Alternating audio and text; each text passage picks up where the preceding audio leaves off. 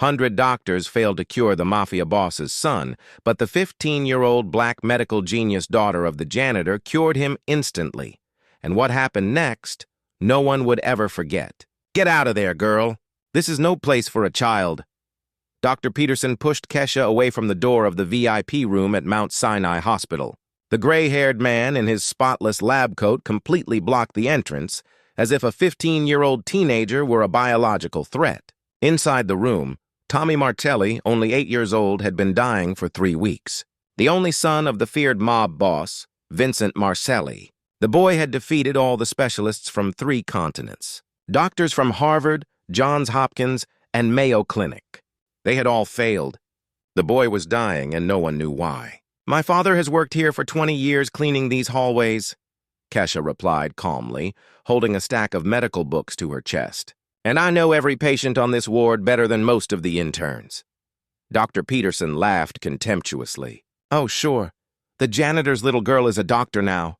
Go back to school, kid. Let the adults do their jobs." What the arrogant doctor didn't know was that Kesha had finished high school at age 13, that she had been reading medical journals since she was 10, that her photographic mind had absorbed more medical knowledge in 5 years than he had learned in decades of a privileged career.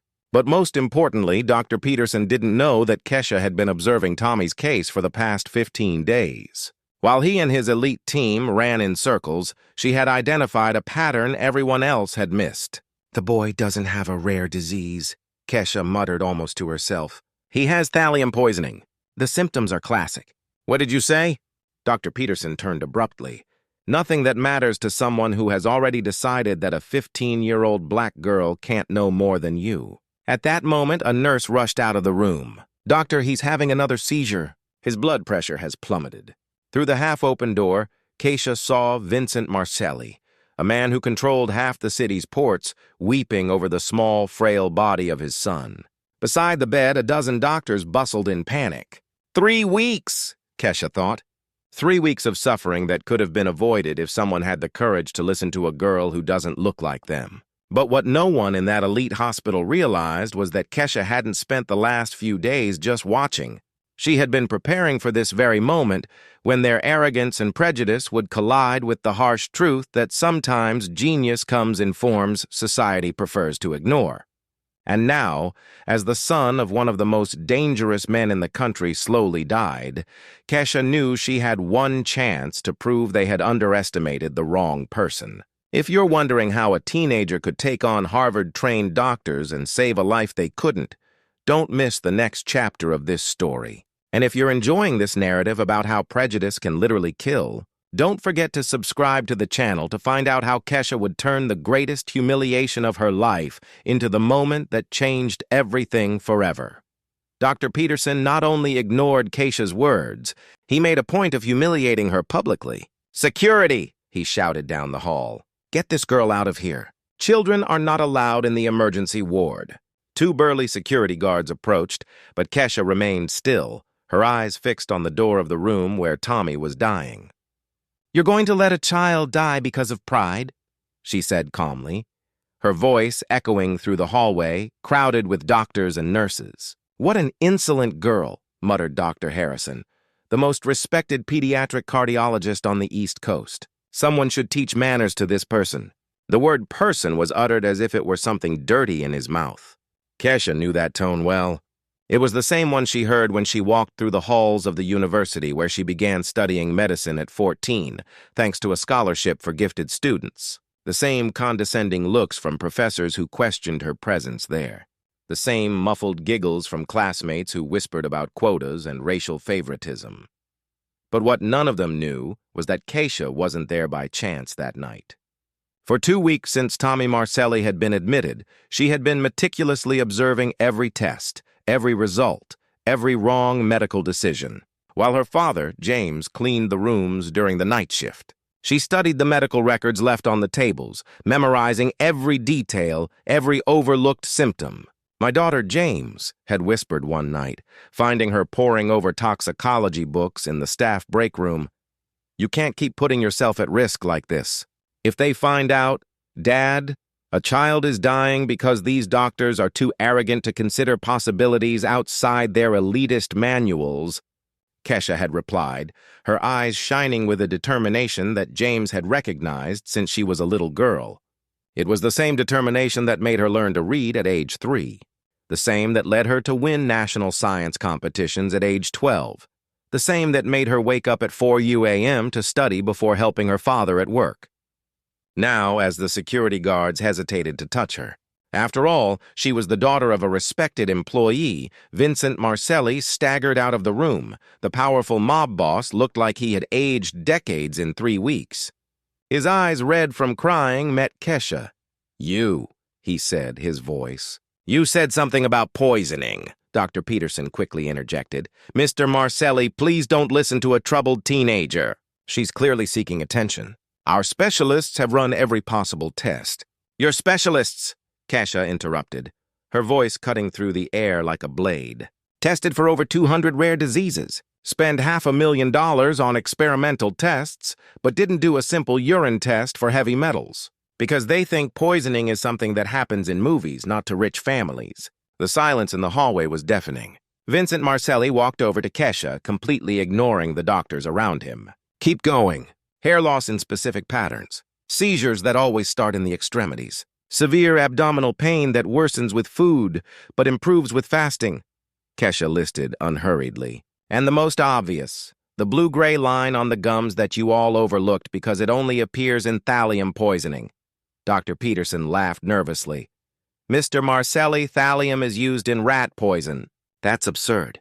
"That's exactly why it's perfect," Kesha cut in. "Who suspects rat poison in a millionaire family?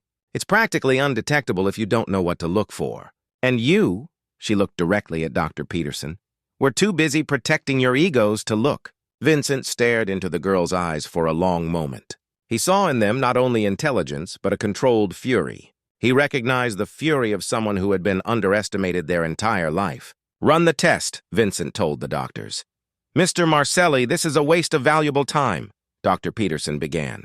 "Do the test," Vincent roared, and the entire ward fell silent. As the doctors reluctantly headed to the lab, Kesha remained in the hallway, watching the chaos she had created with a few simple words. Her heart was racing, not from fear, but from anticipation, because she knew exactly what that test would reveal. And when it did, all those arrogant doctors would have to swallow not only their pride, but the devastating reality that a cheeky girl had achieved in 15 minutes what they had failed to do in 3 weeks. But what none of them realized was that saving Tommy would be only the first step in something much bigger. Every insult, every look of contempt, every attempt to silence her had been carefully filed away in Kesha's photographic mind. And she was about to turn every humiliation into a lesson that hospital would never forget. For now, she would wait, because sometimes the best revenge against arrogance is not violence. It is the truth served in just the right dose at just the right moment in front of all the right people. The urine test results arrived in 47 minutes. 47 minutes that completely changed the dynamics of that elite hospital forever. Dr. Peterson held the paper with trembling hands, his eyes rereading the numbers for the 4th time, as if reality could be altered by the force of denial. "Thallium levels 15 times above normal," he muttered, his voice almost inaudible. "Acute thallium poisoning. Cause of progressive organ failure." The silence in the hallway was deafening. 12 medical specialists with degrees from universities that cost more than Kesha's house stared at a black teenager who had diagnosed in minutes what they had failed to do in 3 weeks. "Impossible," Dr. Harrison whispered, snatching the paper from Peterson's hands. "A girl, a child. This can't be right." Vincent Marcelli didn't say a word. He simply walked over to Kesha and knelt in front of her, a gesture that made everyone present hold their breath. The most feared man on the East Coast was on his knees before a teenager. "You saved my son," he said, his voice thick with emotion. "How can I repay you?" Kesha looked into the powerful man's eyes and saw not a criminal, but a desperate father. "Let me finish what I started," she replied calmly. "Thallium doesn't appear in the body on its own. Someone is deliberately poisoning Tommy, and I'm going to find out who." Dr. Peterson exploded. "That's enough. A minor cannot investigate anything in this hospital. This is medical and legal territory." Kesha turned slowly toward him, and for the first time since she had arrived, she smiled. It was not a sweet or shy smile. It was the dangerous smile of someone about to completely destroy another person's credibility. "Dr. Peterson, what university did you attend?" "Harvard Medical School," he replied automatically, his chest swelling with pride. "Interesting. And what year did you graduate?" 1998. "Why?" Kesha pulled out her cell phone and within seconds was showing the screen to everyone. "Because here on the Harvard Medical School website, in the 1998 toxicology curriculum, thallium is listed as the third most common cause of poisoning in children. First page of the manual, introductory chapter." Dr. Peterson's face flushed various shades of red. "And here," Kesha continued, swiping her finger across the screen, "in the March 2019 Journal of Pediatric Emergency Medicine, an article you co-authored on diagnostic protocols in pediatric emergencies, page 127, line 15. In cases of progressive neurological symptoms with no apparent cause, always consider heavy metal poisoning, especially thallium." The silence was now deadly. "Then explain to me." "Dr. Peterson," Kesha continued, her voice sharp as a blade, "how a Harvard graduate who helped write protocols on exactly this type of case did not consider thallium in 3 weeks of treatment. Incompetence or negligence?" Before anyone could respond, James Carter appeared at the end of the hallway, pushing a cleaning cart. Seeing his daughter surrounded by all those doctors and the dreaded Vincent Marcelli, his face paled. "Dad," Kesha called calmly, "I need your help." James hesitated, glancing nervously at the doctors who had always treated him like invisible furniture. But something in his daughter's voice, a determination he had known since she was little, made him walk over to them. "What do you need, daughter?" "You've been cleaning the rooms in this wing for 20 years.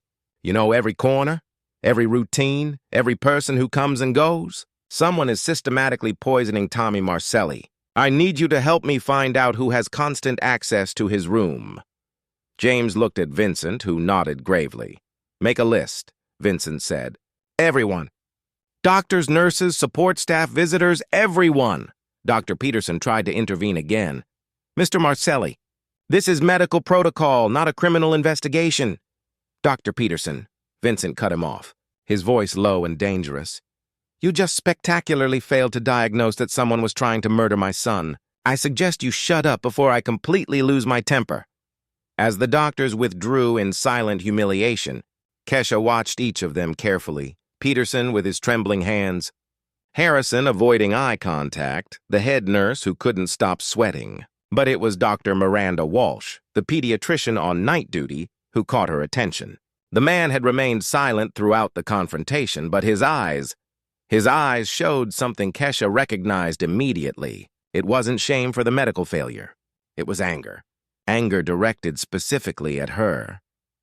"Dad," Kesha whispered as they walked down the hall, "I need you to do something very important. Over the next few days, keep a close eye on Dr. Walsh. Write down everything he does, everywhere he goes, everyone he talks to." Why him specifically? Because while everyone else was ashamed or confused, he was furious. "Not at me for humiliating them, at me for saving Tommy." James stopped walking. In 2 decades of cleaning that hospital, he had learned to read people very well. And now, looking into the determined eyes of his 15-year-old daughter, he realized she wasn't just trying to save a child's life. She was about to expose something much bigger, something that would explain not only who was trying to kill Tommy Marcelli, but why someone inside that elite hospital would have a motive to murder the son of one of the most powerful men in the country. "Kesha," James whispered, "what have you really discovered?" She smiled. But this time, it was a smile that combined the innocence of a teenager with the frightening intelligence of a mind that had seen patterns where others saw only coincidences. "Dad, Tommy isn't the first rich kid who's nearly died in this hospital without a clear diagnosis in the last 2 years. And if I'm right about what I suspect, Dr. Walsh isn't just trying to kill a child." Kesha stopped in front of the window overlooking the VIP parking lot where luxury cars belonging to powerful families were lined up, while their children fought for their lives upstairs. He's operating a serial killing scheme, specifically targeting heirs of influential families. And now that I know this, he'll try to silence me before I expose everything. The realization hit James like a bolt of lightning. His daughter hadn't just saved a life. She had uncovered a conspiracy that could shake the foundations of American high society. And now a serial killer knew that a 15-year-old girl was on his trail. "What are we going to do?" James asked, his voice heavy with paternal concern. Kesha glanced one last time out the window where Dr. Walsh was walking quickly toward a black car, already talking intensely on the phone. "We'll give him exactly what he expects from a sassy girl. We'll act like irresponsible teenagers who have meddled where they shouldn't have. And when he completely lets his guard down, convinced that we're just kids playing detective," she turned to her father. And James saw in his daughter's eyes the same fierce determination that had led her to teach herself medicine. Graduate at age 13, and diagnose what Harvard doctors couldn't. "Then we'll show the whole town that sometimes justice comes packaged in ways that the privileged prefer to ignore until it's too late to do anything but pay the price." Dr. Miranda. Walsh thought he was dealing with a troubled teenager when Kesha started asking childish questions about other mysterious cases at the hospital. He thought he was in control of the situation when he suggested that the girl focus on her studies instead of playing detective. "Big mistakes. Dad, did you install the cameras where I asked?" Kesha whispered to James as he cleaned the hallway at 2 a.m. 3 days after her initial discovery. "In the supply closet on the 4th floor and in the medication preparation room," James confirmed, discreetly passing a small recorder to his daughter. "But honey, if he finds out, he won't find out until it's too late," Kesha interrupted, checking the device. "Dr. Walsh thinks he's dealing with a black girl too curious for her own good. He has no idea that I've been documenting his every move for 72 hours. What Dr. Walsh also didn't know was that Kesha had hacked into the hospital's internal system using passwords she had observed, doctors typing in during years of social invisibility. Nor did he know that she had systematically correlated every sudden death of a wealthy child in the last 2 years with Walsh's night shifts. 7 children. 7 powerful families who had tragically lost their heirs to rare, undiagnosed conditions, all under Dr. Walsh's direct care during the critical episodes. Dr. Walsh. Kesha approached the pediatrician timidly the following afternoon, perfectly playing the role of an impressed teenager. "Can I ask you some questions about medicine? I'm thinking of studying pediatrics when I grow up." Walsh's eyes narrowed slightly, but he forced a condescending smile. "Sure, honey, but maybe you should focus on finishing high school first before dreaming so big. It's just, I'm curious about those rare cases you treat here. Like Tommy, it must be frustrating when children die and you can't figure out why." Walsh paused. "What exactly do you mean?" "Oh, I just read about other similar cases in recent years. Senator Morrison's daughter, Judge Thompson's son." Kesha pretended to consult innocent notes. "They all had similar symptoms before they died." "What a strange coincidence, right?" Dr. Walsh's face hardened imperceptibly. "Young lady, I suggest you stop asking unnecessary questions and go home. Hospitals are no place for morbid teenage curiosity." "Sure, doctor. Sorry if I said something stupid." Kesha bowed her head submissively, but secretly checked to see if the recorder in her pocket had captured the threatening tone Walsh had just used. That night, Dr. Walsh made his fatal mistake. Thinking he had successfully intimidated a sassy girl, he called his contact. "We have a problem," Walsh said into the phone, unaware that Kesha was recording from inside the supply closet. "The janitor's daughter is asking questions about the previous cases. She mentioned specific names." The voice on the other end was cold, calculating. "Does she know something, or is she just guessing?" "Hard to say. She's a smart girl, smarter than she should be. But she's black, poor, a janitor's daughter. No one will believe her over me. Even so, we can't take any chances. The operation is very lucrative. Families pay millions to eliminate troublesome heirs and redirect inheritances. One curious teenager can't destroy years of work." Kesha almost dropped the recorder. Dr. Walsh wasn't just killing children at random. He was being paid by members of the families themselves to murder inconvenient heirs. "What do you suggest?" Walsh asked. "Accident. As always, accidental drug overdose. Teenagers are known to experiment with drugs. It will be a tragedy, but not a surprise." "Understood. I'll make arrangements." Kesha had everything she needed. Not just recorded confessions, but the names of the contractors, methods, and financial motivations. But now she had less than 24 hours before Walsh tried to kill her. The next morning, Kesha called an emergency meeting with Vincent Marcelli, Dr. Peterson, and the hospital administration. "I found out who poisoned Tommy," she announced calmly. "And I found out a lot more." When Dr. Walsh entered the conference room, expecting to find a frightened teenager being reprimanded by authorities, he was met with something very different. Vincent Marcelli sat at the head of the table looking deadly serious. Two corporate lawyers, the hospital's chief administrator, and Keisha Carter sat with a laptop open in front of her. "Dr. Walsh," Keisha said softly, "would you like to hear an interesting recording I made last night?" The color drained from Walsh's face as his own voice filled the room, discussing contract killings with clinical precision. That's illegal. Recording without consent," Walsh stammered. "Interestingly," one of the lawyers interrupted, "recordings of criminal activity are admissible when they document conspiracy to murder, especially the murder of minors." Vincent leaned forward, his eyes fixed on Walsh with predatory intensity. "You tried to kill my son for money." "It wasn't personal," Walsh whispered, his mask of medical respectability finally slipping. "It was just business. The family's wanted. I don't care about your excuses." Vincent cut him off. "I care about justice." He turned to Kesha, and for the first time since they had met, he smiled with genuine admiration. A 15-year-old girl accomplished in 1 week what detectives and federal investigators couldn't do in 2 years. "Kesha Carter, you didn't just save my son. You saved all the children he was still planning to kill." Dr. Walsh tried to get up, but 2 security guards were already blocking the door.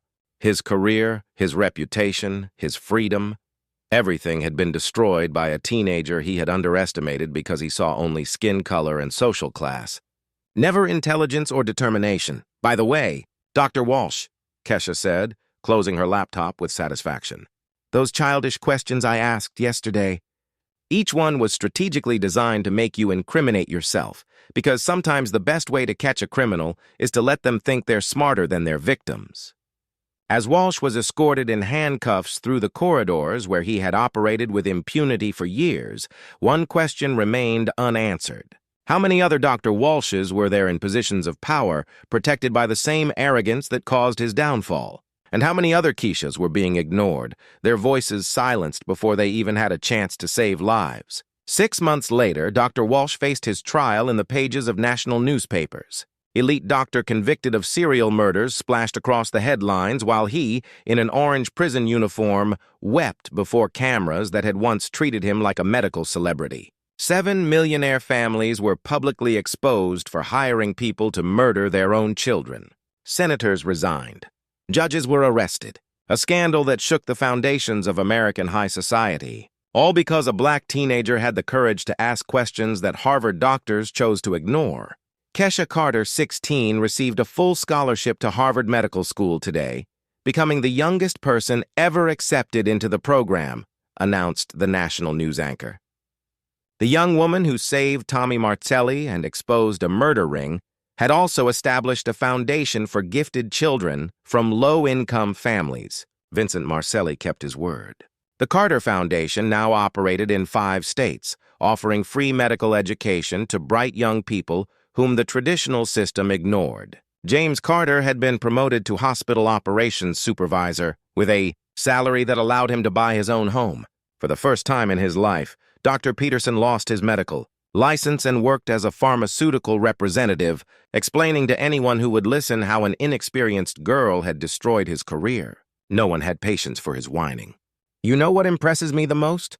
Vincent said to Kesha during a visit to the hospital where she now worked as a junior consultant. "You could have come to me at any time asking for revenge against those who humiliated you, but you chose to build something greater." Kesha smiled, watching Tommy play in the playground that had been built in the pediatric ward. The boy was healthy, strong, alive because she had chosen to act instead of accepting being silenced. "The best revenge against people who try to diminish you is not to destroy them," Kesha reflected. "It's to prove them completely wrong about who you really are." Dr. Walsh was serving a life sentence, his reputation destroyed, his degrees revoked. But Kesha rarely thought about him. She was too busy saving lives and changing a system that almost allowed a child to die because arrogant adults refused to listen to an intelligent teenager. Today, hospitals across the country implement protocols that require consideration of poisoning in undiagnosed cases. The Carter Protocol has saved hundreds of lives in recent months. Sometimes justice doesn't fall from the sky, Kesha said during her high school graduation speech at age 16 to an audience that included Vincent Marcelli, her proud father, and Tommy in the front row. Sometimes you have to be brave enough to take it into your own hands and smart enough to use it in a way that changes the world. The teenager that Harvard doctors tried to silence now had her own chair. Reserved at the same university, Dr. Walsh tried to kill children for money but ended up creating the person who would revolutionize pediatric medicine forever. And Tommy Marcelli grew up strong and healthy, always remembering Dr. Keisha, who proved that sometimes heroes come in forms that society prefers to ignore until it's too late to do anything but applaud. Kesha's true revenge was not to destroy those who underestimated her. It was to become so extraordinary that they spent the rest of their lives explaining how they missed the chance to recognize her genius. If this story of courage and overcoming adversity has touched you, don't forget to subscribe to the channel for more narratives that prove that intelligence knows no age, color, or social class.